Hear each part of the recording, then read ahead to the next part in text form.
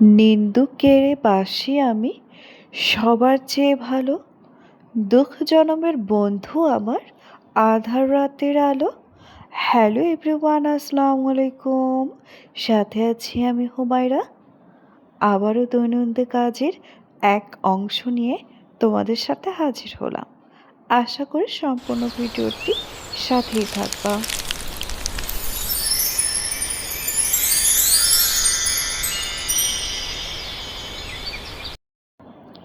কিছু মানুষের জীবনে নিন্দুকের ভয়ে ভালো সুযোগটাও হাতছাড়া করে দিতে হয়। আজ আমি রান্না করতেছি, আলু ভর্তা দিয়ে দিচ্ছি ভাতে। এই তো চালটা ধুয়ে আলুটা ছুলে ভাতে দিয়ে দিচ্ছি রাইস কুকারে। আর আজকে রান্না করব আমি মগজ। এটা হচ্ছে আমাদের আগেকার ছিল, আগেকার 2টা ছাগলের মগজ একেবারে অল্পটুকু হয়েছে। এটুকুই আজকে মগজ ভাজি করব। তো এই মগজ ভাজি করার জন্য যে রগটা থাকে বা যে রক্তটা থাকে এটা পরিষ্কার করে নিচ্ছি। ভালোভাবে পরিষ্কার করে নিব যাতে রক্ত যেটা থাকে সেটা যেন বের হয়ে যায়। আর যতদূর পেরেছি যে রগটা থাকে সেটাও বের করে ফেলার। এই তো মোটামুটি পরিষ্কার করে নেওয়া হয়ে গেছে, আর একবারও পরিষ্কার করে নিয়েছি। আর এখানে আমি একটা ফ্রাই প্যানে পর্যাপ্ত তেল দিয়ে পেঁয়াজ দিয়ে দিয়েছি। আর একে একে মাংসের যে মশলাগুলো লাগে আর কি, দারুচিনি, এলাচ, লবঙ্গ, এগুলো দিয়ে এর ওপরে আবার 2 টেবিল চামচ মতো জিরা, রসুন, এগুলো ভালো করে আবার কষিয়ে নিচ্ছি। আর এর ভিতরে আমি আবার লবণ আর শুকনো মরিচের গুঁড়া খুবই অল্প দিয়েছি, যেহেতু ফালাকের বাবা মোটেও ঝাল খেতে চায় না। এদিকে আমি ভীষণ ঝাল পছন্দ করি, আর ওইদিকেও ঝাল খেতেই চায় না। তো আমাদের রান্না বান্না এই তো দুজনের ভেতরে রান্না করলে প্রায় দিনই এই ঝাল করে একটু একটু একটু রাগারাগি হয়ে যায় আর কি। ও একটু ঝাল খেতে চায় না, আর তরকারিতে ঝাল না দিলে না মজাই লাগে না আমার। তো কিছু করার নেই, ওই কথা মাথায় রেখেই আমার রান্নাটা করা লাগে। ফারাকের বাবা সব সময় বলে, তো তুমি তোমার জন্য বেশি ঝাল করে রান্না করো, আমার জন্য একটু কম করে। মানুষ 2টা আমরা, 2-3টা মানুষ, এই 3টা মানুষের জন্য 3 রকম রান্না করা তো আর পসিবল না। একই জিনিস 3 রকম রান্না করা। যেমন মগজটুকু আছে, আচ্ছা রান্না করতেছি, সেখানে 2 জায়গায় তো আর পসিবল না এইটুকু জিনিস। তো আমি একটু কম্প্রোমাইজ সবসময় করে নিই। অল্প একটু ঝাল ঝালের গুঁড়া দিয়েছি, দিয়ে তো মগজটা ভাজি করে নিচ্ছি। আর এটা আমি দেখেছিলাম, আমি ফালাকের আকিকাতে আমার খালা তখন তো ছিল, তো খালার থেকে আমি দেখেছিলাম যে এটা মগজটা কীভাবে রান্নাটা করে। তো একটু আইডিয়া নিয়ে সেই হিসাবে রান্নাটা করে ফেললাম। তো খুবই সহজ, শুধু মশলাটা দিয়ে আর মগজটা একটু পরিষ্কার করে নিয়ে কষানো মশলার ভেতরে মগজটা দিয়ে দিয়ে একটু নাড়াচাড়া করতে হবে। আর এই তো সামান্য পরিমাণে একটু পানিও দিয়েছি, খুব যে বেশি পানি দিয়েছি তা না। তারপরে একটু অনেকক্ষণ ধরে একটু নাড়াচাড়া করে যখন একেবারে ড্রাই হয়ে যাবে, ঝোল যেখানে একেবারে শুকিয়ে যাবে, তখন এই পর্যায়ে যে একটা বলে যে একটু নামিয়ে ফেলতে হবে।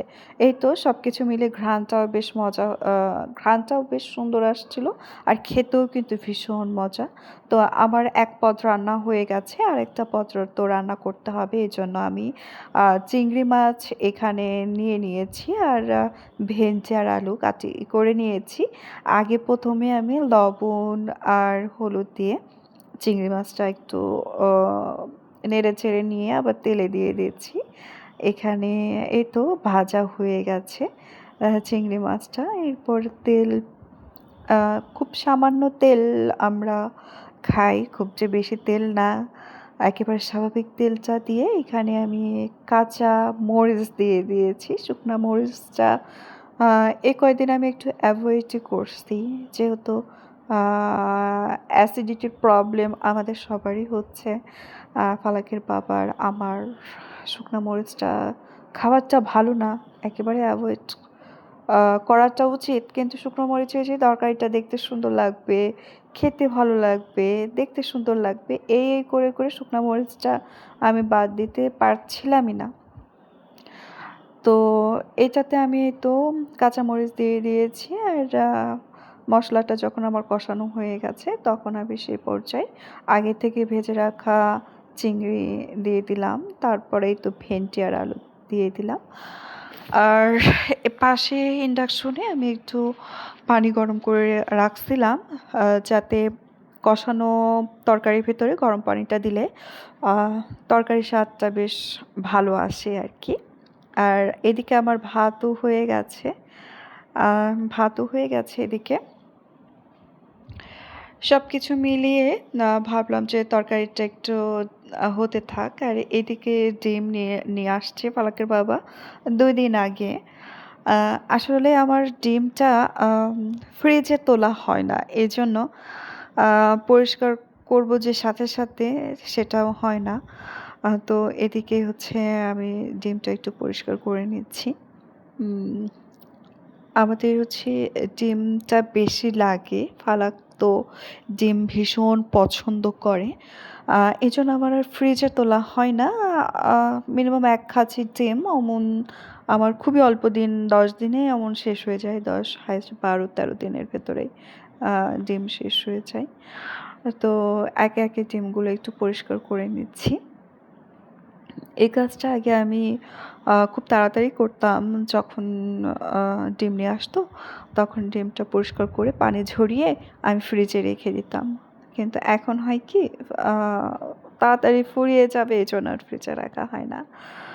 তো এই তো মেয়েদের কাজের তো শেষ থাকে না। টুকটাক কাজ তো সারাদিন অনেক কাজ করা লাগে। ২-৩ টা মানুষ আমার ছোট্ট একটা কুঁড়ে ঘরে, কিন্তু কাজের তো অভাব নেই। টুকটাক, টুকটাক করে কাজ করা হয়। আর সবথেকে বড় কথা হচ্ছে, যদি অলসতা যদি এসে আমার ঘাড়ে বসে, তাহলে তখন কিছুই করতে ভালো লাগে না। শুধু মনে হয় যে পড়ে, পড়ে একটু ঘুম দিই আর ফোন দেখি। কিন্তু এই অলসতা থেকে বের যদি হতে পারি, কাজের আমার শেষ নেই। এই তো পানি ঝরাতে দিয়ে দিয়েছি, আর এদিকে ওই যে আলু ভর্তা দিয়ে দিয়েছিলাম।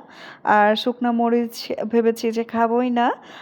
এজন্য কাঁচা মরিচ আর পেঁয়াজ একটু তেলের উপর দিয়ে ভাজি করে নিলে আলু ভর্তাটা করলে কিন্তু ভীষণ মজা লাগে।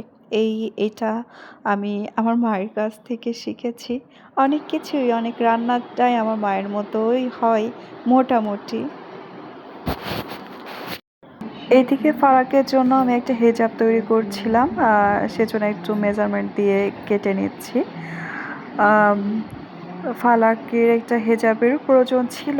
আর আছে আরেকটা, ওইটা হচ্ছে সিনথেটিক ছিল। তো এটা একটা সুতি কাপড়ে বানিয়ে দিচ্ছি। আম এই তো কথা বলতে, বলতে আমার ভিডিওর প্রায় শেষের দিকে চলে এসেছি। অবশ্যই যারা এখন পর্যন্ত লাইক দাও নাই, প্লিজ একটা লাইক দিবা আর আমার চ্যানেলটা সাবস্ক্রাইব করে সাথেই থাকবা নতুন, নতুন ভিডিও দেখার জন্য। আম এতক্ষণ পর্যন্ত যারা ছিলে সবাইকে অসংখ্য ধন্যবাদ। আর অবশ্যই বলবা যে ফালাকের হেজাবটা কেমন হয়েছে। আর যেকোনো কাজই না করতে যদি পারা যায় সেটা খুব সহজ হয়ে যায়। আর সহজ কাজটাও যদি না পারা যায় সেটাও কঠিন হয়ে যায়। তো ফালাকের জন্য এই যে হেজাবটা সুতির ভেতরে, এটা সুতির একটা হেজাব বানিয়ে দিয়েছিলাম। ও যেহেতু আরবি পড়তে যায়, আরবি পড়ার জন্য একটা লং হেজাবের দরকার ছিল। আম সেটা সুতির বানিয়ে দিয়েছি আমি। আম কেমন হয়েছে বলবা।